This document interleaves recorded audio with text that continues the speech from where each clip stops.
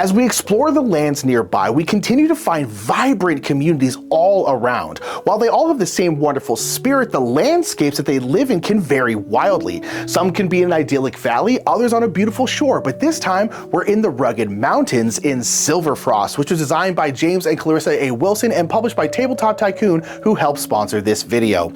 Hi everybody, my name is Nick Murphy of the Brothers Murph, and we are here with Board Game Geek. Well, the snow is starting to pile up, so let's get this game down to the table, go a little more in focus on Silverfrost. Silverfrost is a standalone game set in the Everdell universe, but this time we're in the rugged, snowy mountains and we'll be going through winter instead of preparing for it. This comes with its own complications, namely the snow piling up. On your turn, you may do one of three things. You may place a worker, play a card into your city, or prepare for the next season. When you place a worker, you may place it in an open space on the board. Some spaces are exclusive and only one worker can be there, and some are open and multiple workers can go there, though these spaces can also be blocked by snow. If a space is blocked by snow, you must pay fire tokens to melt the snow first, and then you may go there. Keep the snow for endgame scoring. If you decide to place your ranger with their cute little snowshoes, you can go to exclusive spots that are already taken by an opponent, or if they go to a space alone, you can immediately gain one fire token, which can be used right away if you wish. The basic locations will give you birch, moss, copper, and acorns, which you will use to play your cards. The guild is where you will go to fulfill quests. Highland quests are public and everyone is racing for them,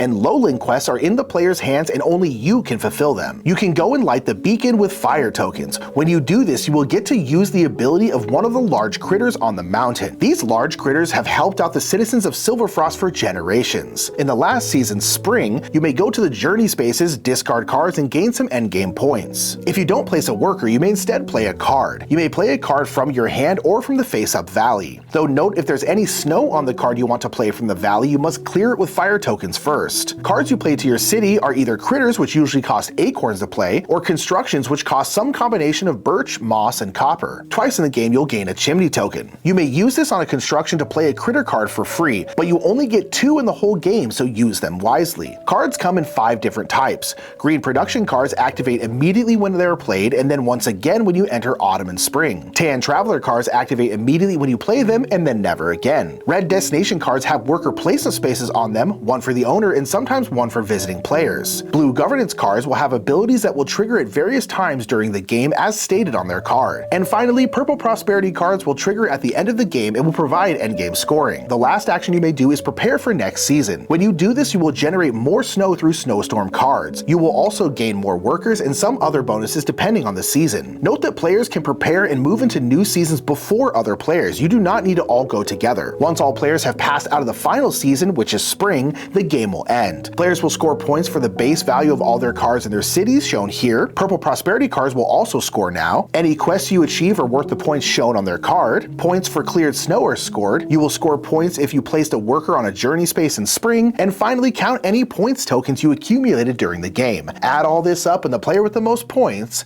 will win.